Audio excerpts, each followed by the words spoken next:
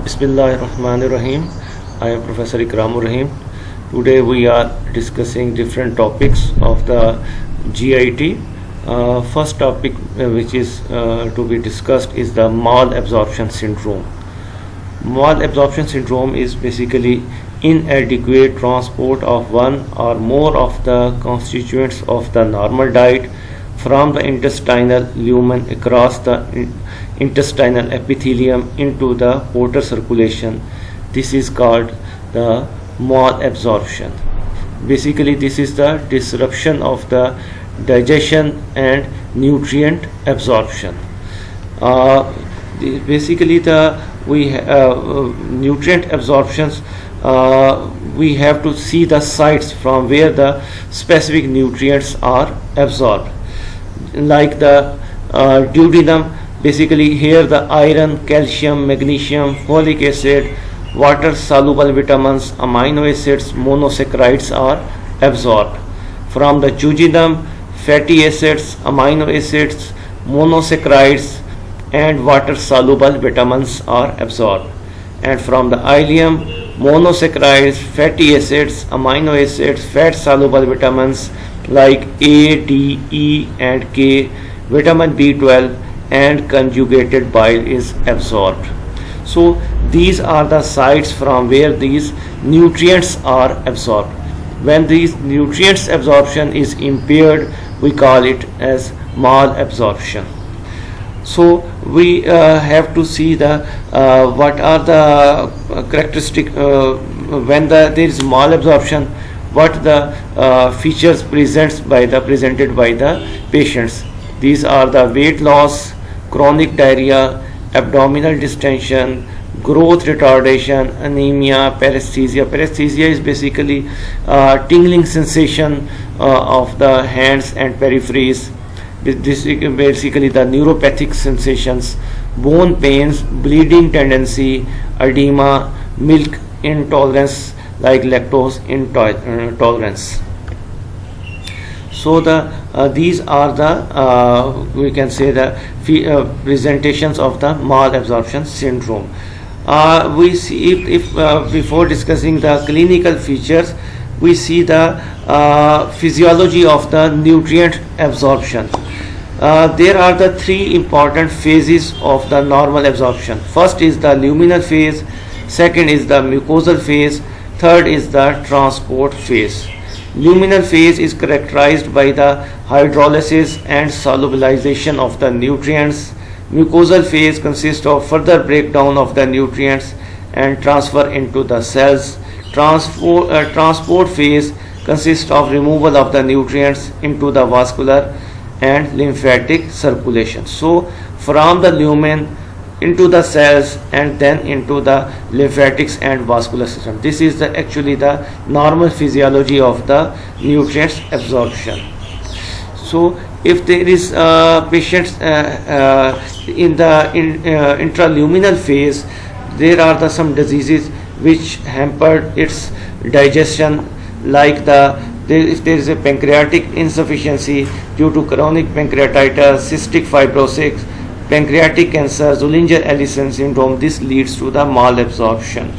Basically the dietary fats, proteins, carbohydrates are hydrolyzed and solubilized by the pancreatic and biliary secretions.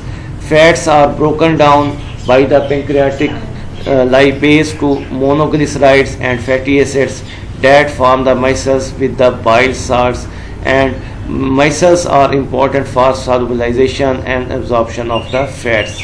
Proteins are hydrolyzed by the pancreatic protease to di and tripeptides and amino acids. Carbohydrates are degraded into oligo and disaccharides by the pancreatic lipase. So in the luminal phase, if there is a problem is that diseases which affects in the luminal phase are the basically related with the pancreatic insufficiency. So if there is pancreatic insufficiency, fat, carbohydrates and the proteins digestion is hampered, because in this phase is disrupted. In the mucosal phase, which I have already told you, the nutrients are transported into the cells. Mucosal impairment is the most common cause of the malabsorption. Okay, the mucosal phase requires a sufficient surface area of the intact small intestinal epithelium. Brush border enzymes are important in the hydrolysis of the disaccharides and di and tripeptides. Malabsorption of the specific nutrients may occur as a result of deficiency in isolated brush border enzymes such as lactase deficiency. Mucosa may be impaired due to diseases of the small intestine such as celiac disease, Crohn's disease, which I have already taught to you in the previous lectures. And in the transport phase, after the absorption from the lumen into the cells, then it is transported to the vascular or lymphatic circulation. Nutrients leave the cells through the vascular and lymphatic circulation and requires intact lymphatic system. Obstruction of the lymphatics results in impaired absorption of the chylomicrons, lipoproteins, resulting in steatorrhea. Steatorrhea basically the fat in the stool contents. So this is the basic physiological mechanism. If we can understand this basic physiological mechanism, then we will easily understand what clinical symptoms are produced with the specific area of the absorption or disruption. So weight loss, if there is a patient presents with weight loss because it has the nutritional deficiencies. Chronic diarrhea because of the undigested food particles. Abdominal distension due to the gas and ascites because of the undigested food particles produce the bloating sensation, and ascites due to the protein absorption is disrupted. Then the hypoalbuminemia cause the ascites. Growth retardation due to the nutritional deficiencies. Anemia because fat folate absorption is hampered. I have already told you that the iron and the folic acid is basically absorbed from the duodenal part, while B12 deficiency absorption occur in the ileum. So if there is a disease of these areas, then the patient develops the anemia. Paresthesia is the vitamins deficiency, especially B12 and folic acid. Especially this is seen in the diseases of the duodenum or ileum. Bone pains because of the calcium and vitamin deficiency. Calcium absorption usually occurs from the duodenum. Then bleeding tendency due to vitamin K deficiency because vitamin K primarily is absorbed from the ileum. Edema because of hypoalbuminemia when the proteins is not absorbed, so the patient develops the hypoalbuminemia. Then the milk intolerance because of the lactose malabsorption. So these are the various findings in the malabsorption syndrome. Now the mechanism of absorption, I have already told you that the how the absorption occurred. Impaired mixing.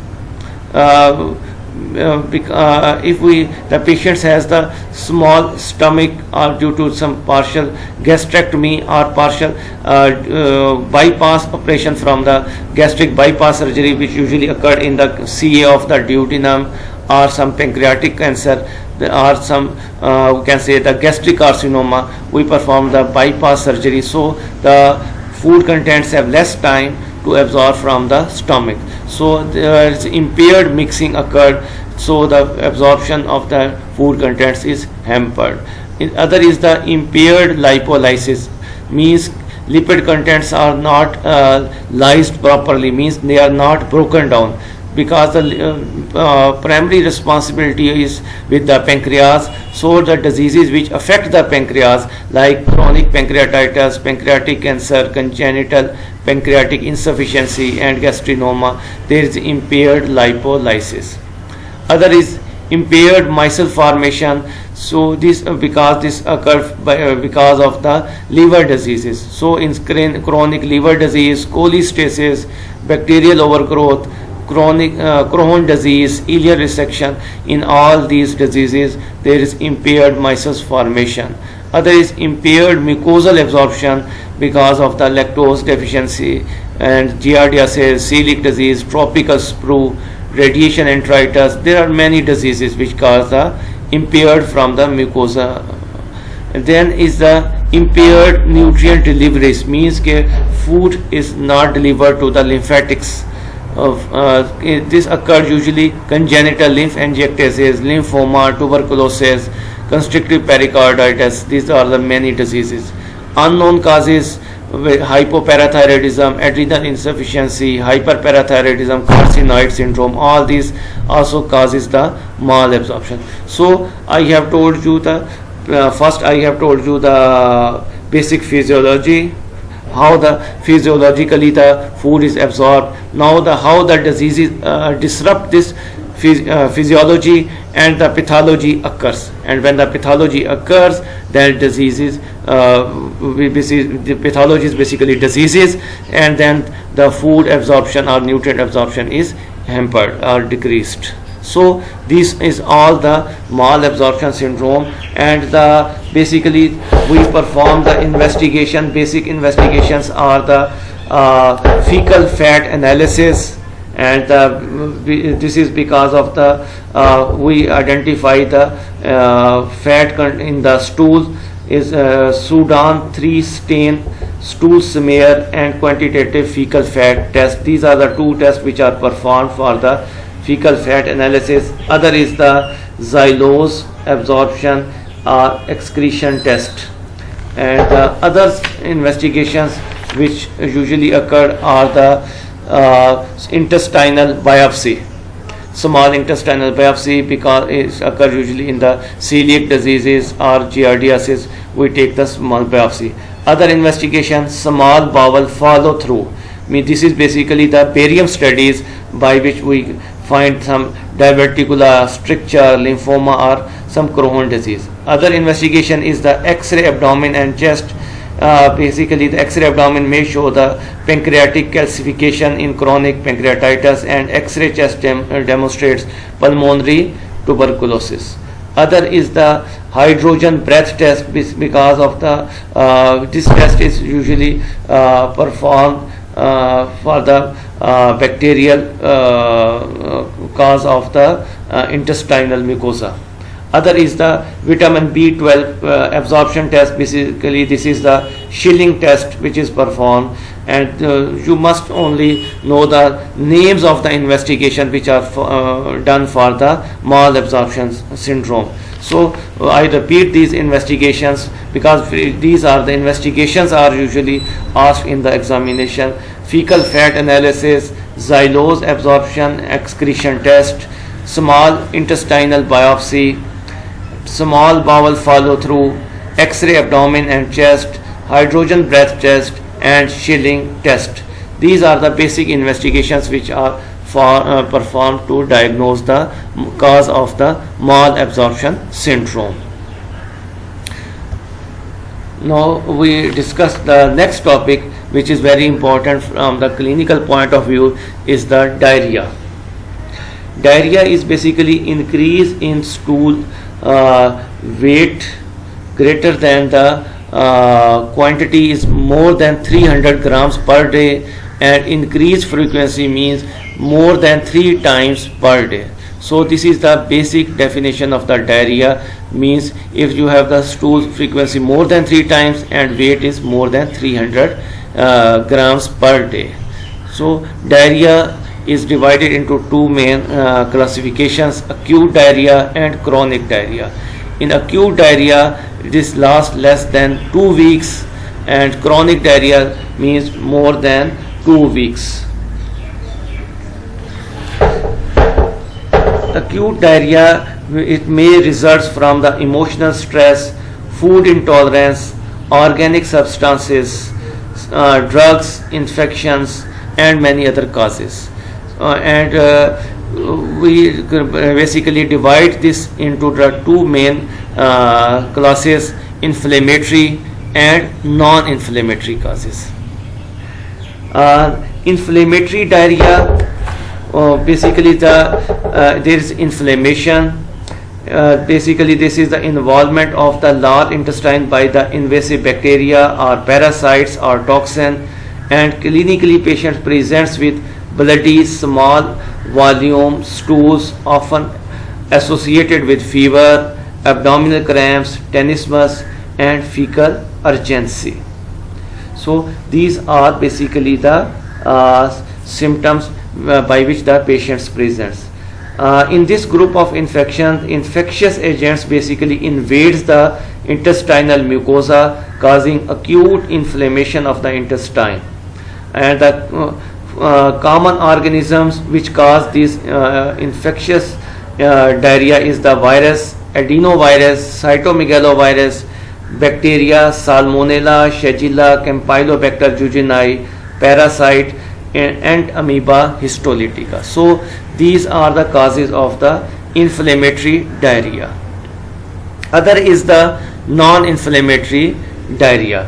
Non-inflammatory diarrhea is generally a milder disease and is caused by the viruses or toxins that affect the small intestine and interfere salt and water balance, resulting in large volume watery diarrhea, often with nausea, vomiting and cramps. So few symptoms are mixed with inflammatory, but basically in non-inflammatory diarrhea the symptoms are basically nausea, vomiting and abdominal cramps with diarrhea. Basically non-inflammatory diarrhea is further divided into the two types: enterotoxin mediated diarrhea and non-invasive organisms. In enterotoxin mediated diarrhea, organism does not invade the intestinal mucosa, and its effects are mediated by its enterotoxins, means which are toxins which are produced by the bacteria. There is no inflammation of the intestinal mucosa, and the organism which produce the enterotoxins are Vibrio cholera, E. coli, Staphylococcus aureus, Clostridium perfringens. Basically these bacteria produce the toxins, and these toxins cause the diarrhea. Other is the non-invasive organism which affect the intestinal lumen, and but they does not invade the tissue. This is the example is the giardiasis. So these are the basically two types of the inflammatory non-inflammatory mediated diarrhea. So inflammatory, there is inflammation of the intestine, and non-inflammatory, there is no inflammation of the intestine. So as far as the treatment is concerned, in the non-inflammatory diarrhea, we basically give the oral rehydration preparation like the ORS or intravenous ringer lactate is given, and there is no specific treatment. While in inflammatory diarrhea, we require the antibiotics, because the examples I have told you is basically the bacteria which cause the diarrhea in this condition.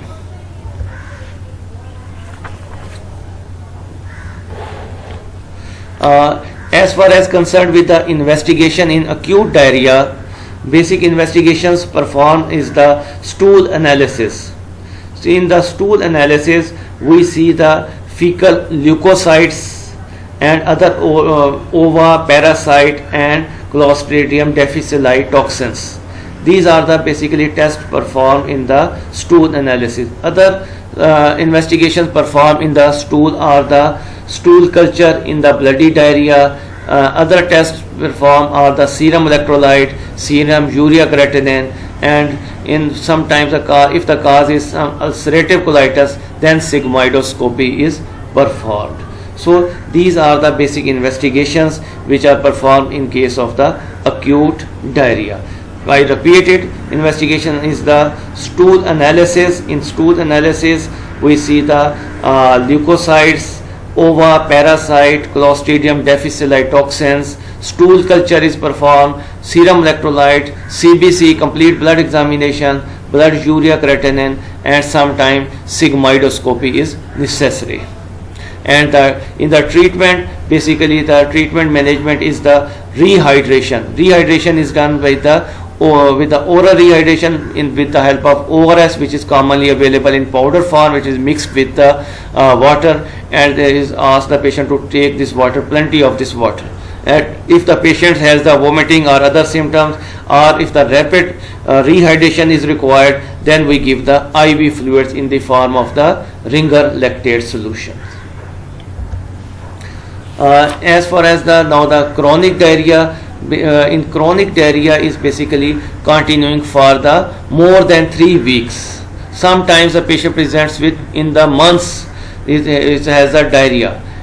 So chronic diarrhea basic cut of the date is the 3 weeks. If less than 3 weeks we call it acute. If more than 3 weeks we call it the chronic diarrhea.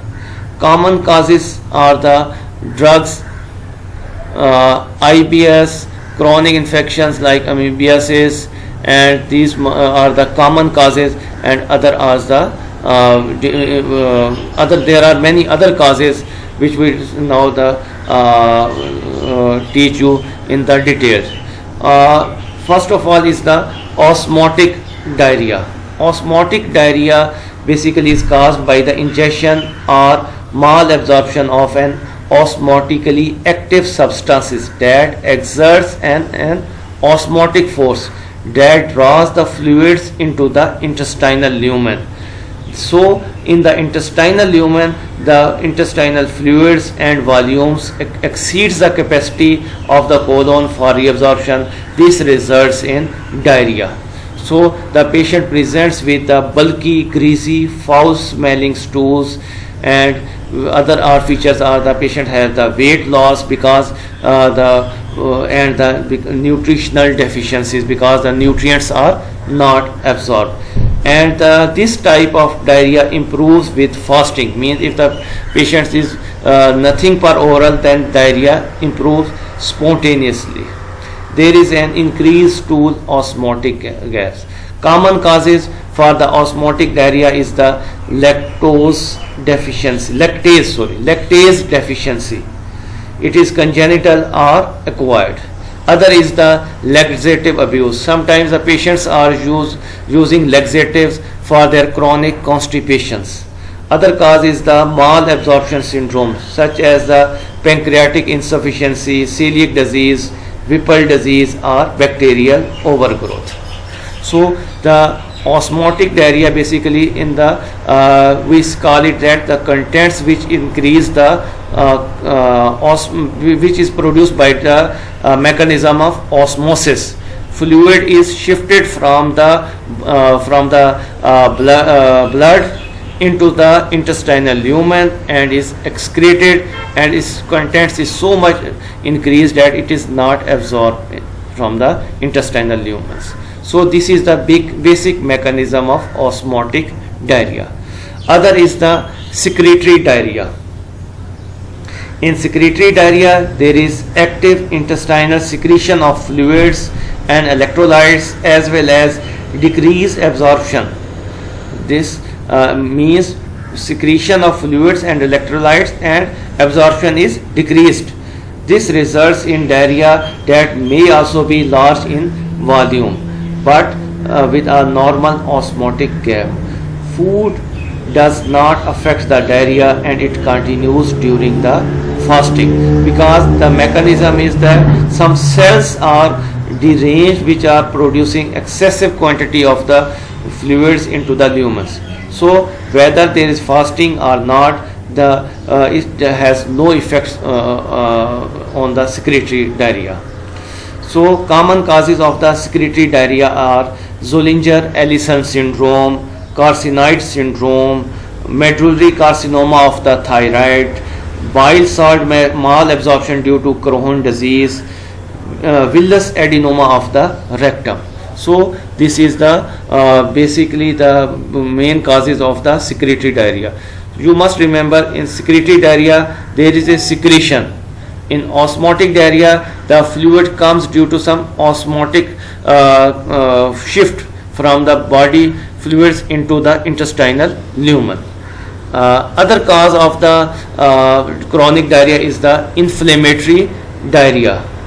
In inflammatory diarrhea develops due to the damage to the intestinal mucosal cells, so that there is impaired intestinal absorption and excessive secretion of the fluids, resulting in diarrhea that may contain sometimes blood. Patients in this condition have the fever, abdominal tenderness, blood and leukocytes in the stool. Common causes of the inflammatory diarrhea are the ulcerative colitis, Crohn's disease, eosinophilic gastroenteritis, malignancies like lymphoma, colonic carcinoma, and other obstruction and pseudo diarrhea. So this is actual inflammation. Other cause of the chronic diarrhea is the abnormal motility diarrhea. It is basically, this is not a true diarrhea, because in this condition volume and weight of the stool is not increased, but frequency of defecation increased. So basically frequency is increased. This results in malabsorption and diarrhea. Causes are the irritable bowel syndrome, diabetic neuropathy and thyrotoxicosis. Other cause of the chronic diarrhea is the diarrhea due to the chronic infections. Infections like the giardiasis and amoeba histolytica and abdominal tuberculosis. So these are the common causes of the chronic diarrhea, which I have told you in detail. Other causes of chronic diarrhea is the medications like metformin, which is used to control the diabetes, NSAIDs for the painkiller, proton pump inhibitor for the acid peptic disease. So these are the causes of the chronic diarrhea. As far as the investigations are concerned, in this condition we perform basically the stool analysis, 24-hour stool collection for the weight and quantitative fat. Other is the stool osmolarity, fecal leukocytosis. Then we can perform in the stool for ova and parasites. Then we can perform in this for the diagnosis of chronic diarrhea, proctosigmoidoscopy, upper GI endoscopy with small bowel biopsy, barium meal and follow through. And the blood investigations which perform are the blood complete examination and electrolyte examination, sodium and potassium, and calcium, phosphorus, albumin and PT, APTT. These are the basic investigations which perform in the chronic diarrhea. I repeat this. Stool analysis, and in stool analysis 24-hour stool collection for weight and quantity of the fat, stool osmolarity, fecal leukocytosis, stools for ova and parasites. Other investigation is the proctosigmoidoscopy, upper GI endoscopy, barium meal and follow through, and blood tests are the complete blood examination, means CBC, other is the serum electrolyte, and other is the serum calcium, phosphorus, albumin and PT, APTT. Now the last part is the how we will manage this condition. Basically treatment is the cause of treatment of the cause, means whatsoever is the cause, it should be given priority for that in the treatment. Other are the symptomatic treatments. We usually ask the patient to have the soft liquid diet. Rehydration, if the patient has the dehydration, we give the oral rehydration or intravenous fluid like the Ringer lactate. Other is the anti-diarrheal agents like loperamide, diphenoxylate. Sometimes antibiotics are also used for the treatment of the chronic diarrhea where the infection is primarily caused. Antibiotics which are commonly used are the ciprofloxacin, Septran, trimethoprim sulfamethoxazole, doxycycline, rifaximin, and sometimes if the patient is not able to take the medicine per oral, we usually give the intravenous injection in the form of the ceftriaxone. So these are the part of the management. Other part of management is sometimes we give the octreotides like the sandostatin injection for the carcinoid tumors and cholestyramine for bile salt induced diarrhea due to ileal disease. If the disease in the ileal area, we give the cholestyramine. So this is the basic management of the chronic diarrhea. Now a question which came in from the university in your paper was a young girl of 20 years reported in outpatient with abdominal pain, diarrhea 4 to 5 times per day. Basically 4 to 5 times means if more than 3 times per day, then it comes in the definition of the diarrhea. Stool mixed with the blood and mucus of 3 months. 3 months means it goes to the chronic stage. On examination, she is pale, temperature 99, there is tenderness over the left side of her abdomen.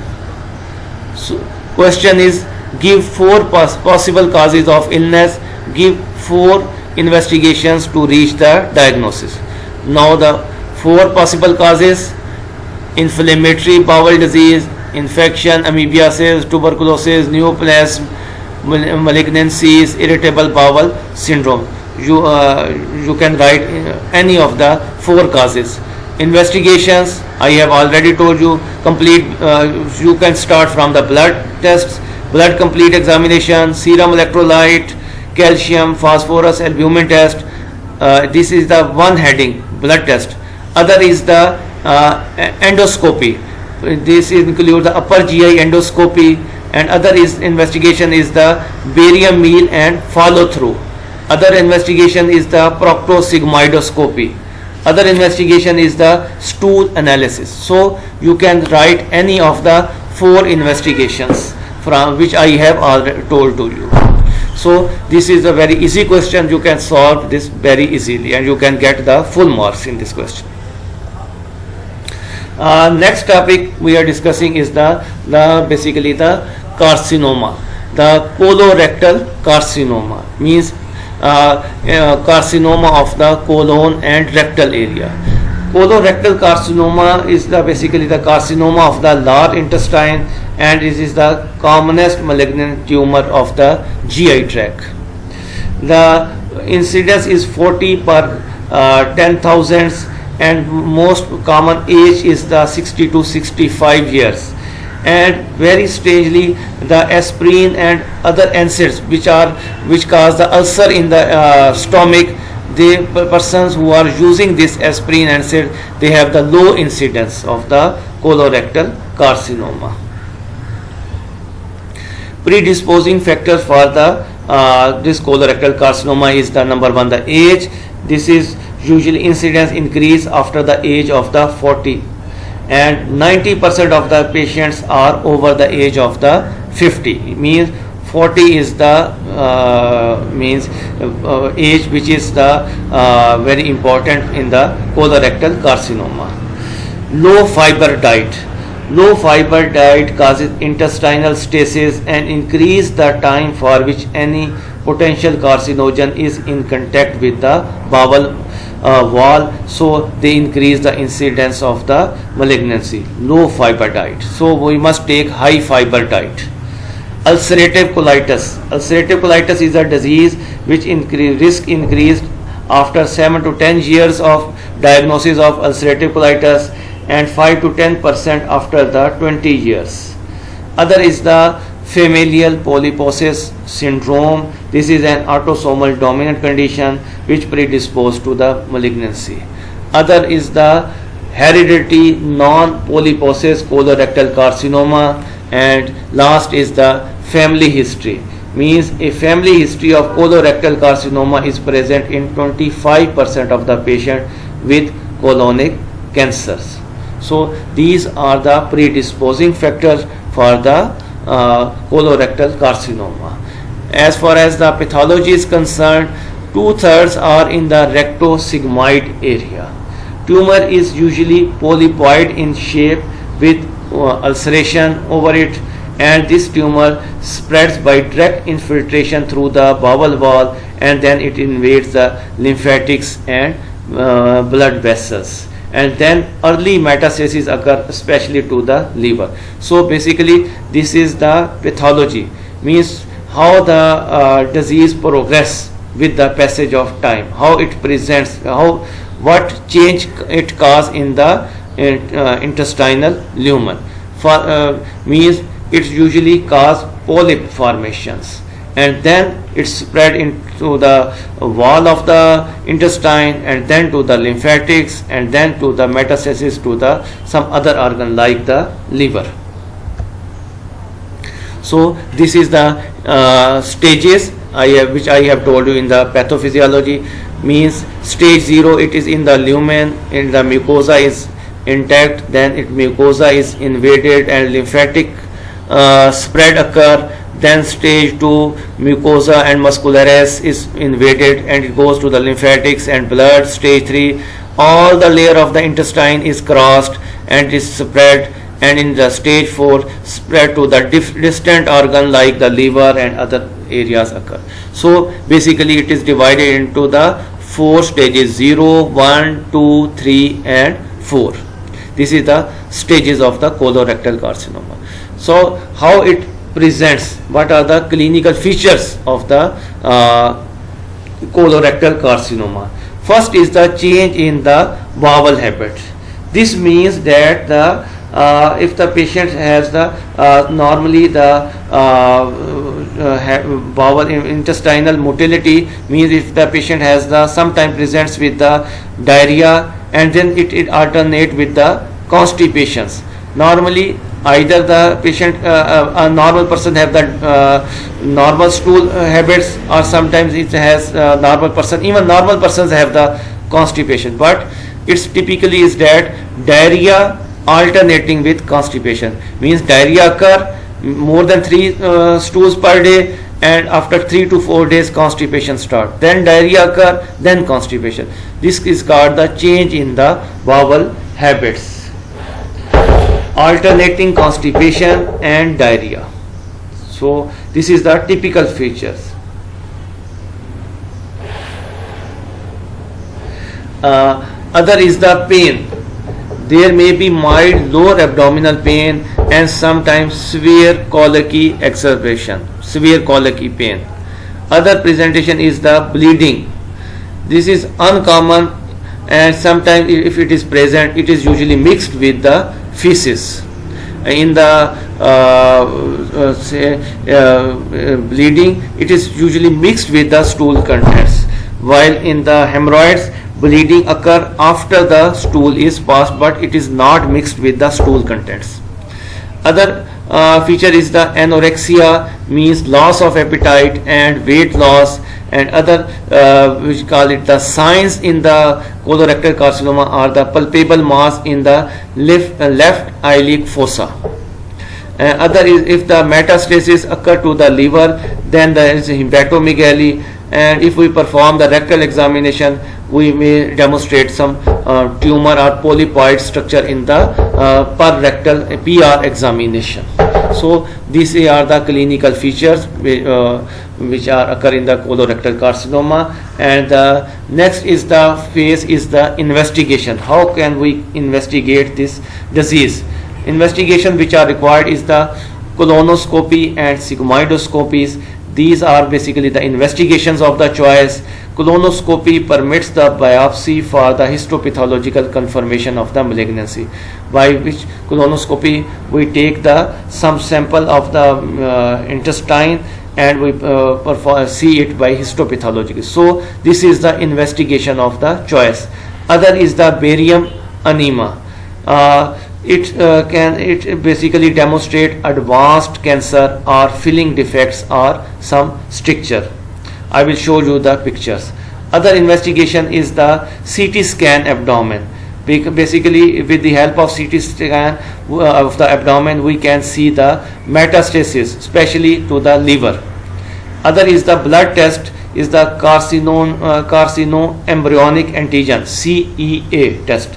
It is evaluated in 70% of the patient with proved colorectal carcinoma, but its level poorly correlates with the cancer stage. Means its level does not tell us what is the stage of the cancer, but it has the importance that it declines after the surgery. So if the if the malignancy is removed, then we can see the progress and its levels are decline in the blood. So this is a test CEA which is performed in the blood.